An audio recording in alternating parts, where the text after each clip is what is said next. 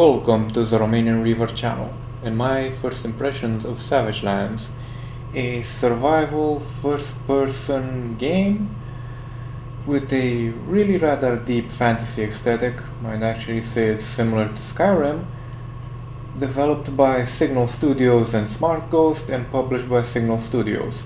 Currently on Steam and early access for about €15. Is this game worth €15? Well, before I actually got a chance to lay my hands on the game and see for myself, I had heard that the activities themselves get repetitive after a while, and while that is to a certain degree true, I think that was more referring to previous versions than the current one, because the current one, at least, yeah, you kind of get a bit of repetitiveness in the first zone, but then you go to the next one and it's pretty much a hard reset in terms of at least combat. In terms of mining and other stuff, it's pretty much the same thing, but in general with games like these, you're doing it more for the survival combat part of the gameplay, not the crafting bit. If you're interested in crafting, it is quite rudimentary in this game, being a checklist more or less. But before we get into gameplay and actually looking at the game proper, let's take a look at the options. First, you have a split between the key configurations and the settings. The key configurations themselves are pretty straightforward.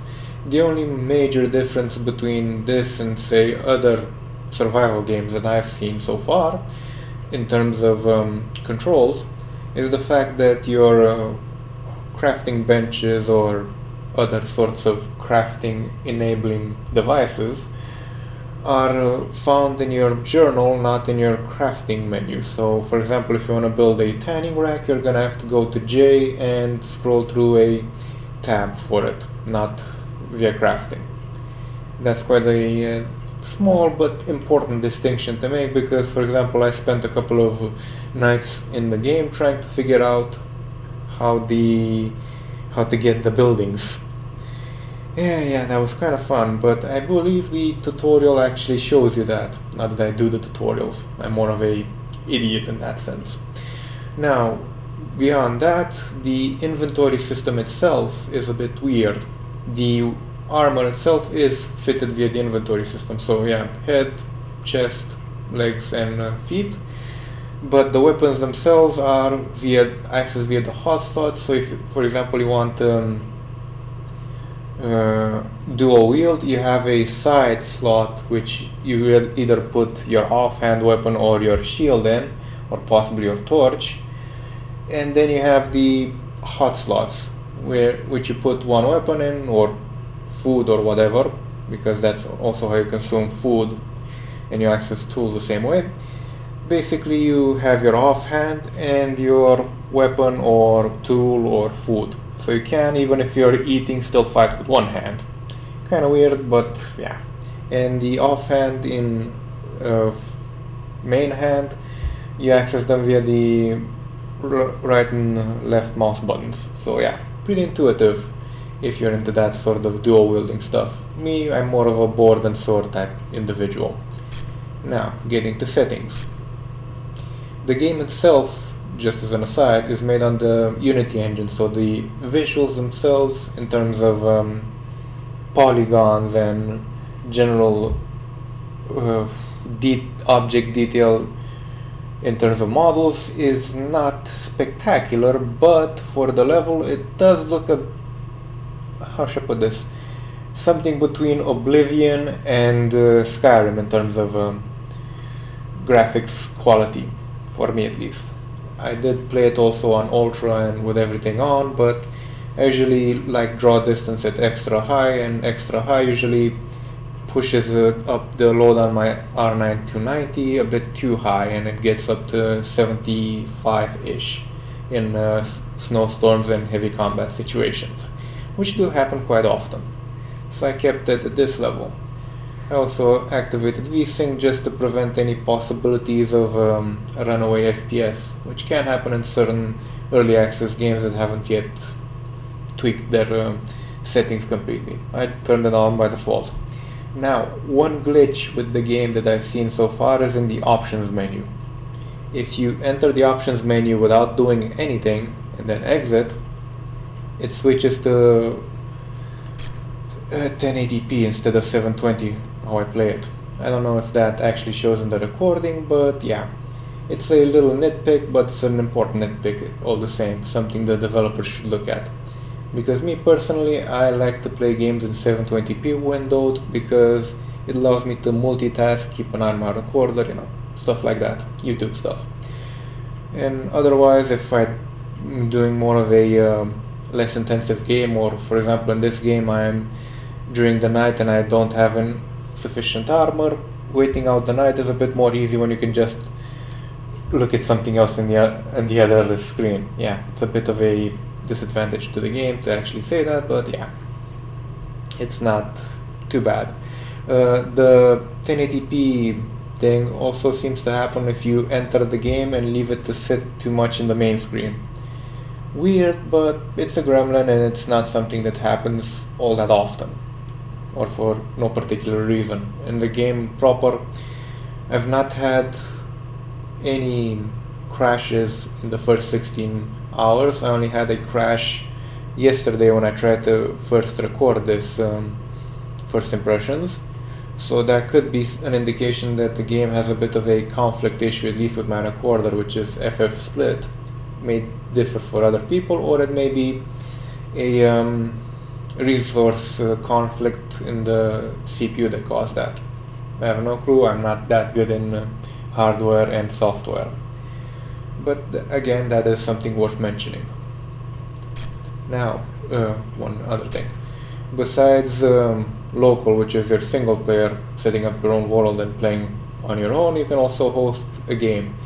The game itself is sort of touted as a more hardcore MMORPG with optional single player, true single player, not for example like in Elite Dangerous where you're always connected to the server but actually offline. And yeah, seeing how some of the enemies in the second zone are balanced, I can rather believe it's more geared towards multiple players. But if you like a more Dark Soulsian level of difficulty, yeah, the game kind of offers that if you play it in single player. I've not played much, in fact I've not played any multiplayer to be honest, because I wanted to get to know the game, not so much the community. So your mileage may vary from what's shown in the video if you play in multiplayer. There might be exploits or glitches I haven't seen due to network coding, but yeah. So far we're just dealing with the single player part. Now, in 16 hours on the Sundered Islands, which seems to be the only map currently available, basically the islands themselves are each a zone unto themselves, and each, a certain difficulty of enemies, certain materials, etc. On the first one you get up to tin and coal, and everything underneath like flint, regular stone, clay, so on and so on.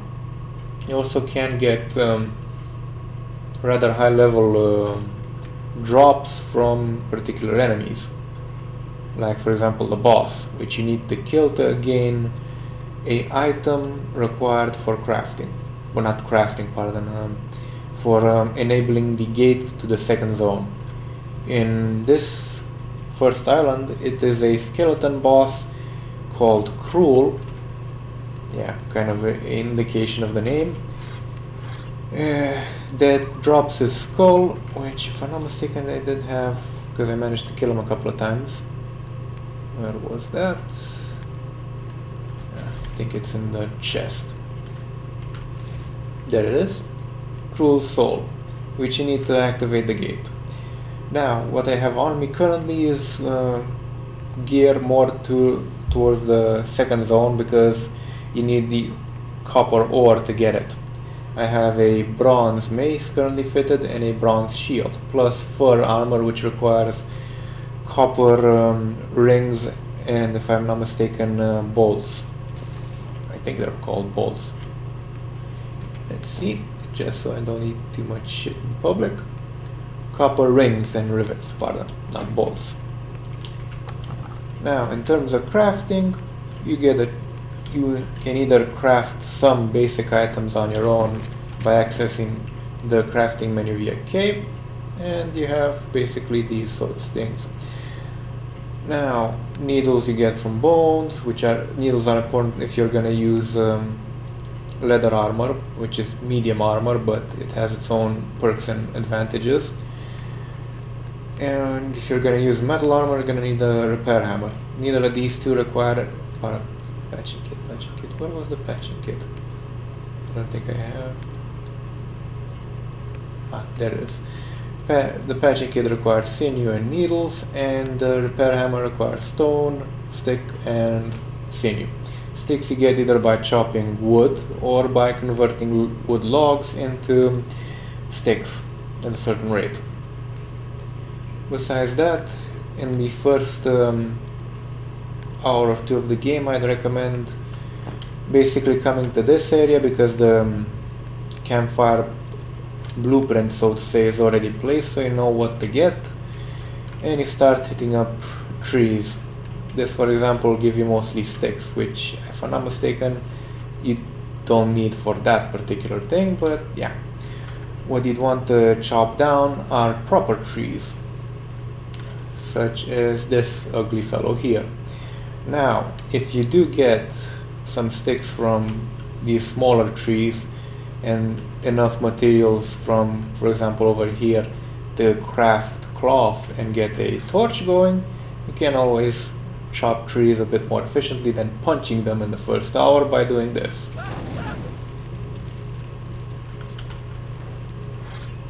It's quite a neat trick to know at the beginning. Otherwise, you're going to be spending a lot of time just chopping. Especially with the stone axe, which takes quite a while to chop a tree down. Even the tin hatchet takes a while. Come on, stop yelling. The problem with chopping wood currently is, for some rather inane reason, the hit detection on the trees is weird.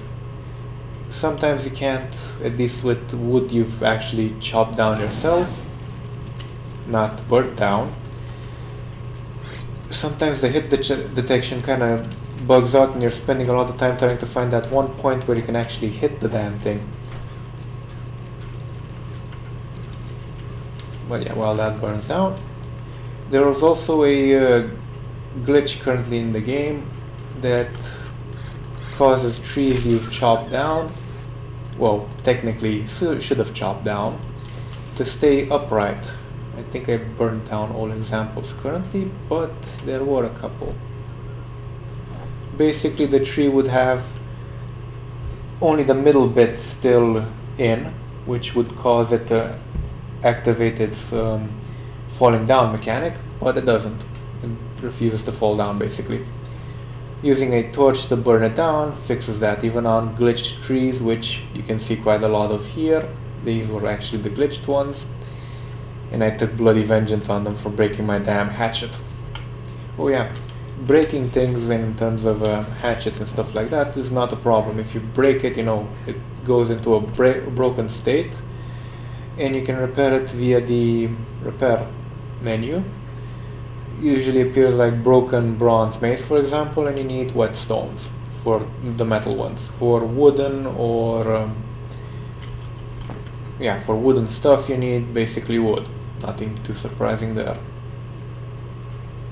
Now, in terms of placing buildings, you access the survival checklist by pressing J, and then you go to this tab, and here you have all your buildings with a nice helpful mention of what materials you'll need. For example, the campfire, which is critical for your initial survival because you will freeze your ass to death. You require stones, wood logs, and flint. Now, wood logs and flint themselves are going to be a bit more difficult to get, but you start over at that flag there, or at least in clear visual range of it. This guy over here has a couple of items and he keeps respawning leather strips and wood sticks, but he also has a couple of other items which help in your survival. If I'm not mistaken, it flints among them. Stone you can readily find on the ground around stone outcrops or around the shore, for example here. And again, they're quite important to get your fire started. And if you can't find flint and you really need it, this is a flint deposit right close to the dilapidated, well, destroyed farm over there. You just hit, well, actually let's see if we can get an idea how many hits you'd need without the hammer.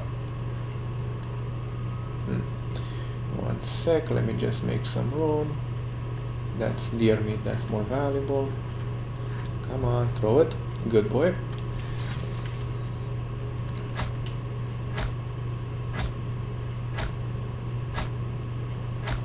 Let's see how fucked you'd be if you're doing this naked.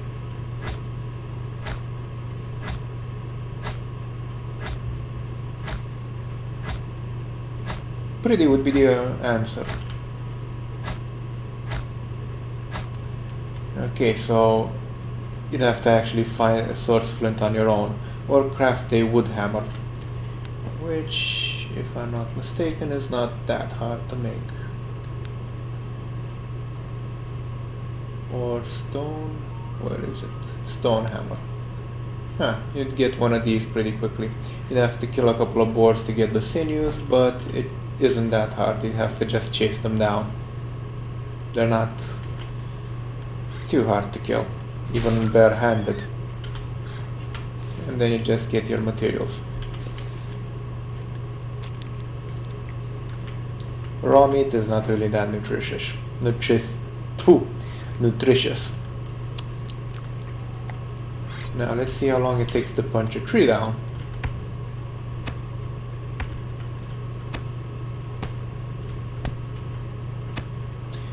A long time is the answer.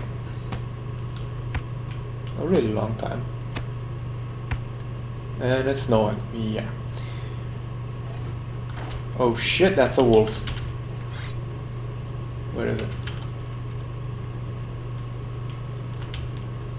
There it is.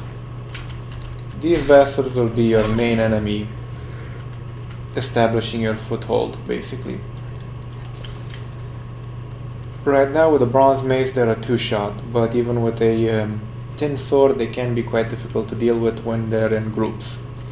Now, besides the whole crafting area in the house itself is basically shelter that does not cost wood to keep the fire going, which is quite important, considering you'd freeze to death without fire.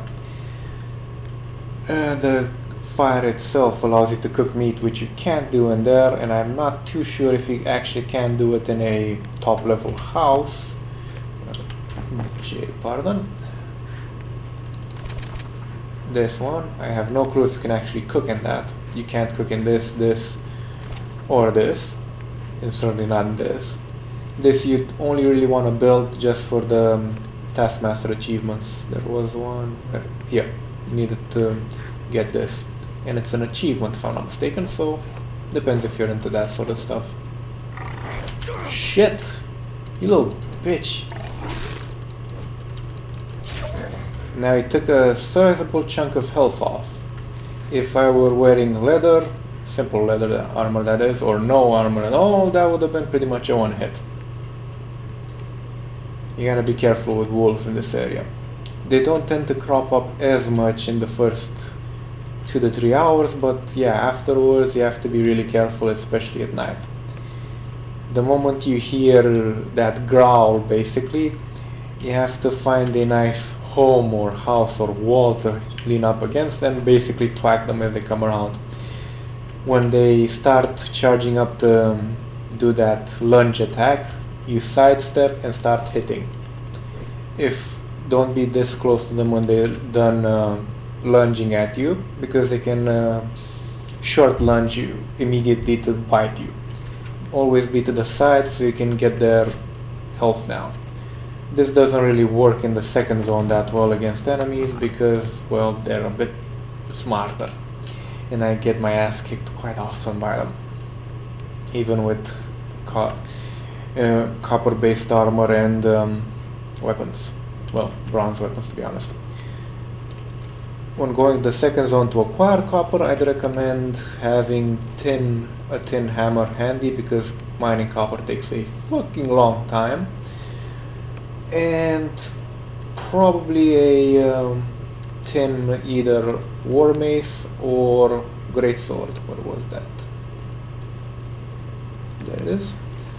Basically the two-handed versions, because they hit almost as hard as the bronze weapon, and they're useful to basically have in terms of survival, because the initial area does have some ghouls you'll have to deal with.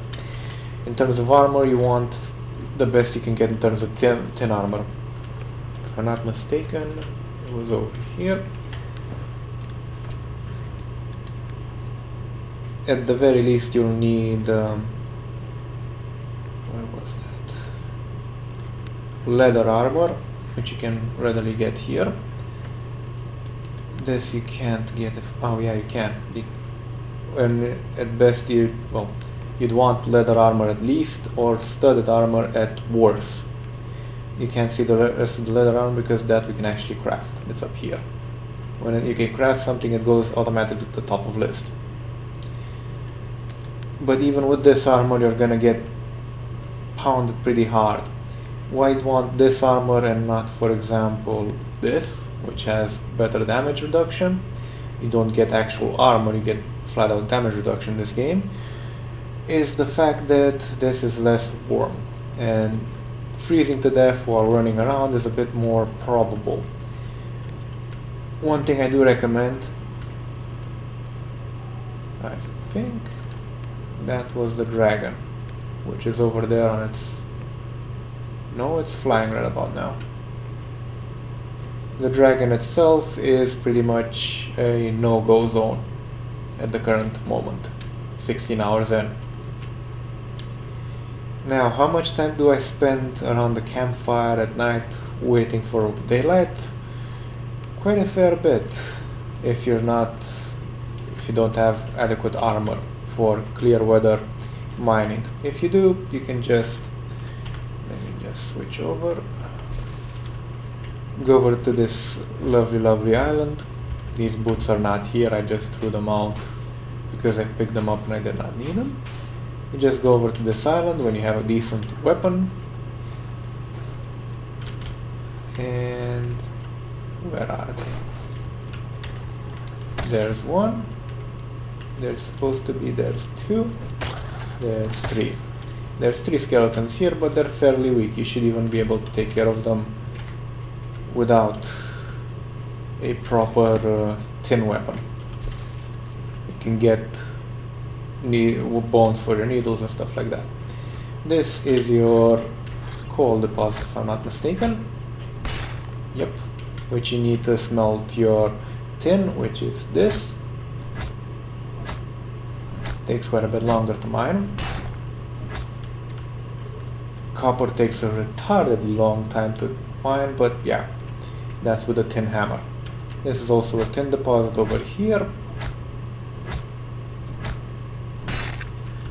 And you also have another coal deposit over there, so you have per total enough fuel and... Actually, this is another 10. Forgot about this one. And another coal over here. So if you set up your base where I have, you have ready access to enough tin for... what is it? About 7.5 tin bars if you get enough coal, which isn't as abundant. But yeah, you can deal quite well with it. If you feel particularly frisky, there's also... this is flint if I'm not mistaken, so don't bother with it unless you need flint weapons for... or flint for your fire or flint for arrows. At the current stage I've not found anything other than a flimsy bow and pretty primitive flint arrows, so you're not gonna be shooting into plate mail armor too well. As you saw there, the cold actually started biting into my health, and the lack of food was affecting my ability to sprint or otherwise run around. You generally want to have a lot of food on you, especially if you're a plate user, because the encumbrance on plate, besides the lack of warmth, makes you a fair bit slower and a fair bit less agile.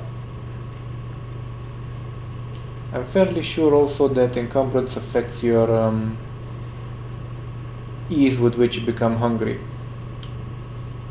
because as you saw right there, a little bit of hunger already popped up. Let's see if Cruel is up, so we can show you what the first level boss looks like.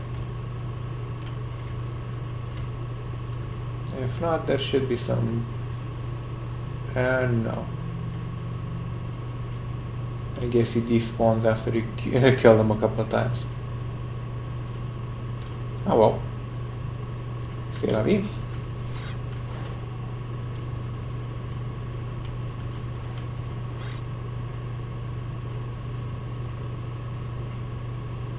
Oh, and one thing.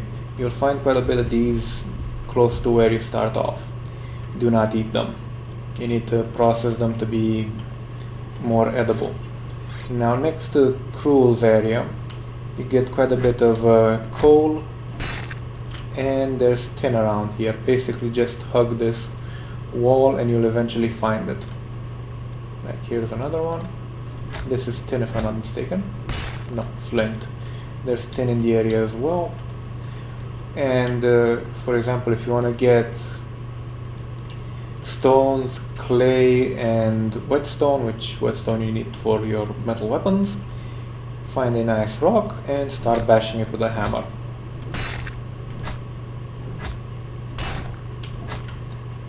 Did that just fall?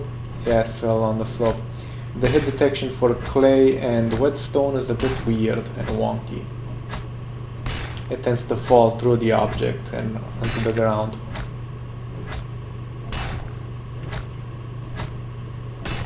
Come on, give me some clay. So I don't look like a complete tosser by saying you can get clay from stones. At the current time, there's not much detail in the wiki and even online. See, there it is. For how you get stuff. So you're gonna have to do quite a bit of research in terms of what you can thwack to get stuff.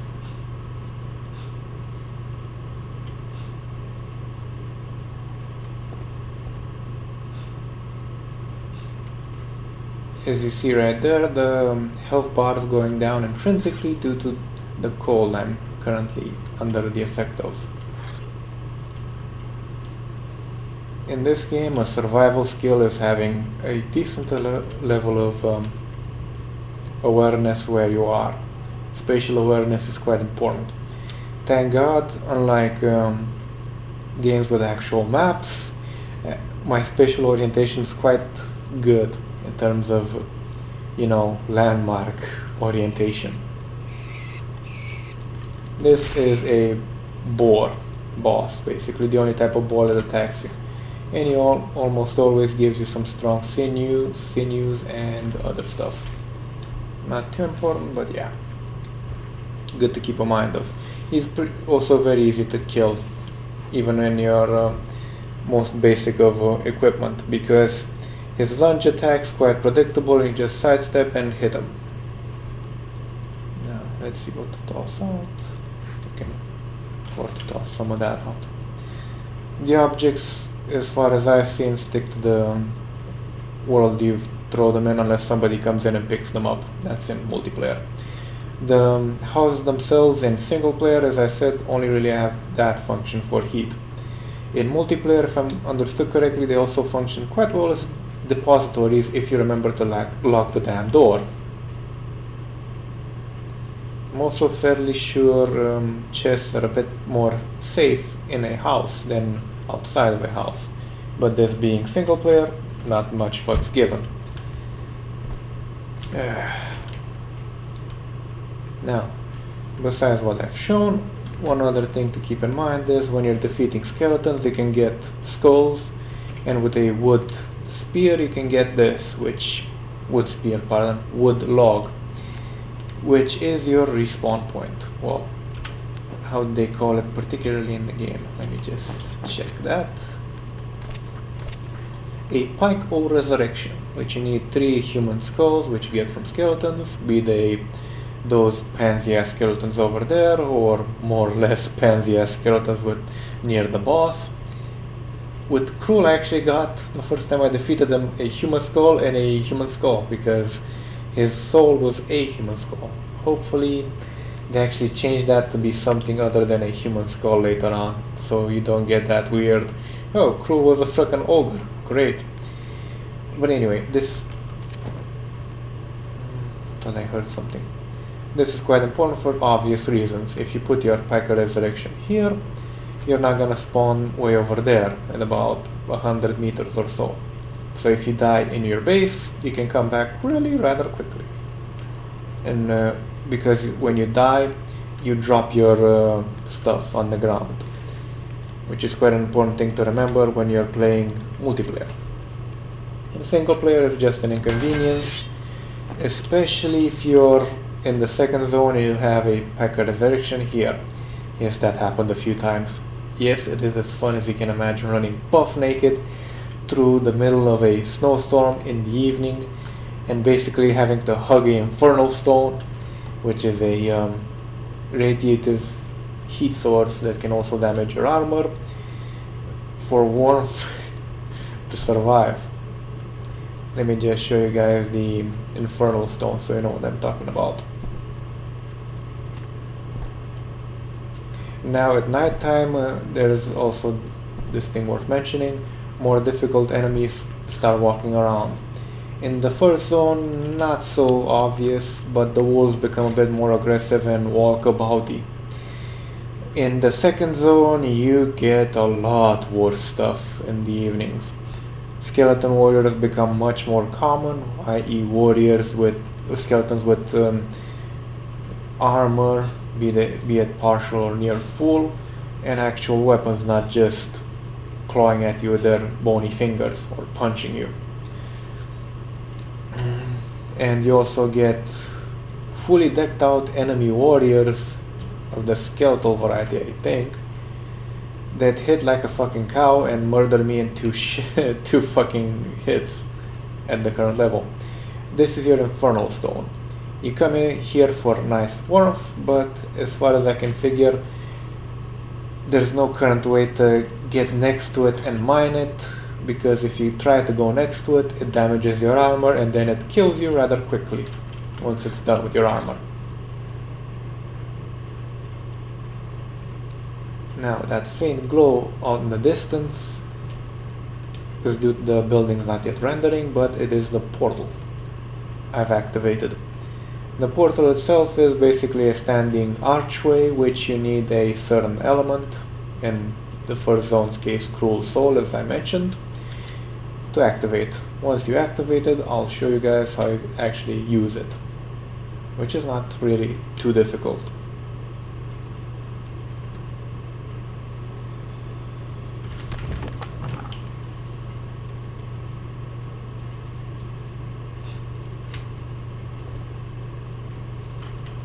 Here's a nice archway. When you haven't activated it, you just see that wall over there. When you have, you see something completely different. Because these are basically, well, the closest thing I can think of in terms of fiction are Stargates, but more local.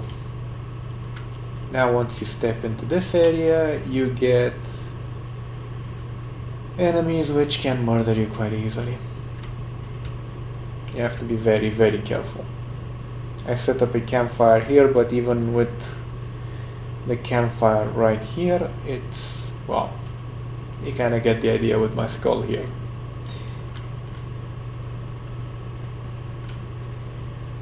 Oh yes, the temperatures do vary significantly during the night, so while I can walk around with fur armor in the evenings without having too much issues, If you're in leather or even in studded armor, you're gonna have significant issues keeping warm and actually surviving.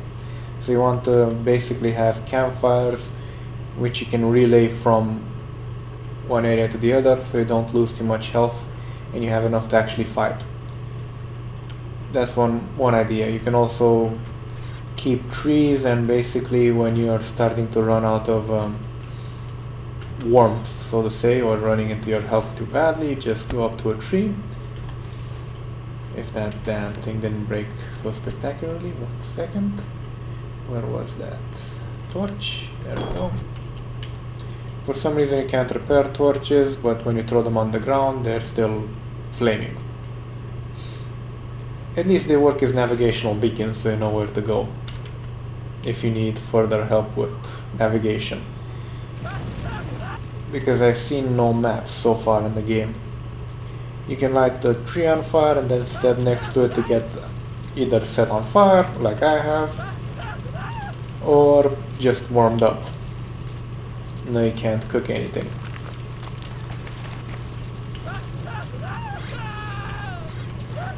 Now, if you're gonna do the torch method of wood harvesting, you can also get by quite easily with a sword.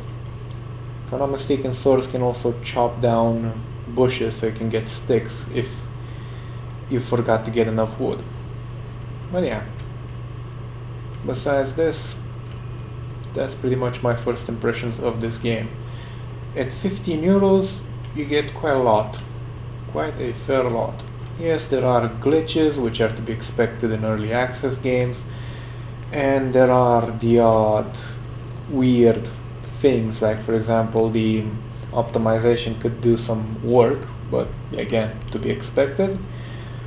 But yeah, overall, decent Skyrim-like experience if you prefer the playing Skyrim without graphics mods and with hunger and cold mechanics and quite vicious enemies during the evenings. Don't remember, yeah, I think Skyrim did have a day and night cycle. It's been years since I've played. Don't judge me. But anyway, yeah, pretty much the basic idea of this game. Oh, and as a final note, the standard disclaimer does apply in this case. I was provided with a review copy for the purposes of this video, so keep that in mind. Thank you for watching, and until next time, good luck surviving in a blizzard hunting boars with only a torch and possibly cloth armor on, such that it is in this game. Oh, and buff the